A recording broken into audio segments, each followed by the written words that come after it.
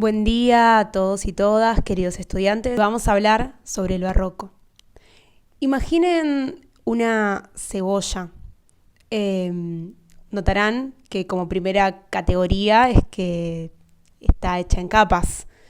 Eso, o así, de alguna forma, hay que pensar al barroco.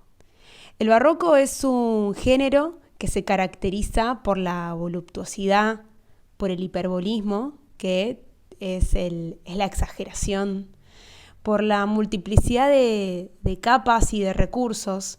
Si el barroco fuera una tela, sería una tela con muchos pliegues, doblada en 1000 partes, en 1000 pedacitos, donde tal vez lo más importante se halla debajo de varias y varias capas. Ustedes el año pasado trabajaron con el profesor Leo Acosta el texto del Quijote, un texto que presenta dificultades de muchos tipos. Por un lado, el lenguaje es complejo, lo que hace que para entender el sentido de una frase haya que ahondar bastante por debajo de todas esas capas. Pero por otro lado también es complejo porque es difícil comprender qué es lo que está ocurriendo, porque hay como diferentes capas de lo real. Alonso Quijano, que es el Quijote, dice una locura porque está loco, porque se hace el loco y los demás lo siguen porque también están locos, o porque siguen la locura de un personaje que cree que está loco y que continúa con una locura a partir de un texto que leyó y que no comprendió bien. Esto fue muy confuso, pero quiero decir, esto es lo barroco. En el texto que acompaña este audio, que se llama Ficciones Barrocas, van a encontrarse con la voz de Carlos Gamerro, que es autor de diferentes libros, pero principalmente es un gran y muy lúcido crítico literario. Él va a analizar dos cosas con respecto del barroco. Por un lado, va a definirlo, va a decir esto, ¿no? que el barroco es un género artístico y literario, es un movimiento intelectual, es una corriente artística que surgió más o menos en 1600, o sea, finales del siglo XVII, y que él define que podría pensarse en el barroco en dos términos.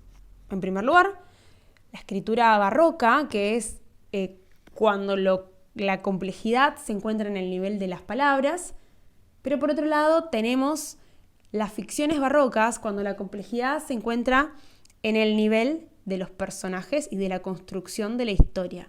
En este texto, Gamerro nos presenta los principales exponentes de la escritura barroca, Góngora y Quevedo.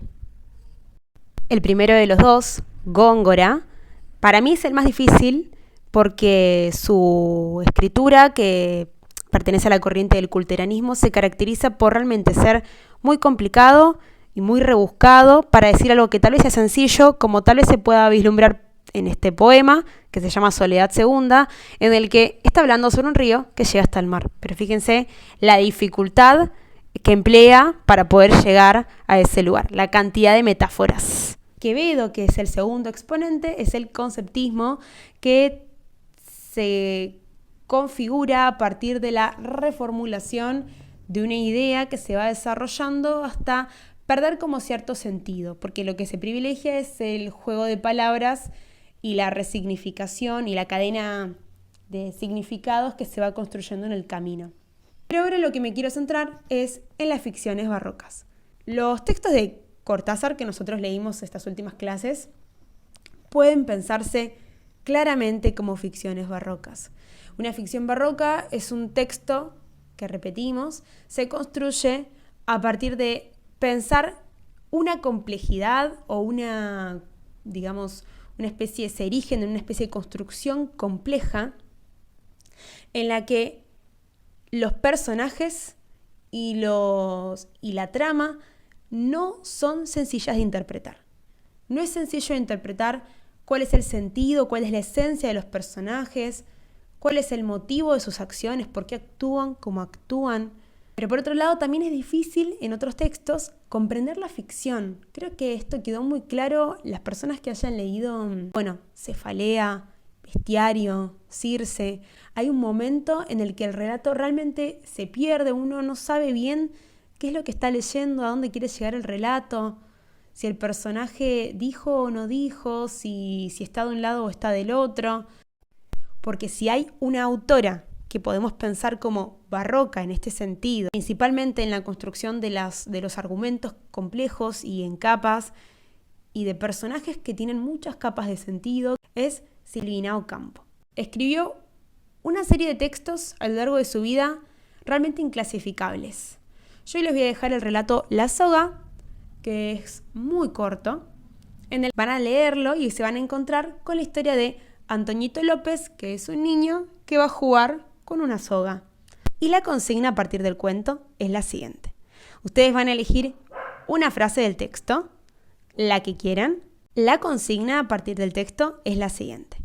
Ustedes van a elegir una frase del texto, cualquiera. La idea es que de todas formas sea variado, ¿sí? Que elijan diferentes frases para que no esté siempre la misma. Y van a buscar en el ChatGPT, van a pedirle al ChatGPT que les construya esa frase a modo de escritura barroca. Y después en comentarios van a dejar la frase que el ChatGPT les dejó. En el caso de que se llegue a repetir o que sea muy similar, les pido que traten de buscar otra versión o alguna otra frase para que haya variedad y que ustedes puedan comparar en esa búsqueda cómo se construye una frase barroca. Y como segundo punto, les voy a pedir que ustedes escriban también en comentarios una interpretación de su texto. Para ustedes, ¿cuál creen que es el final? ¿Qué es realmente lo que pasa en esta historia?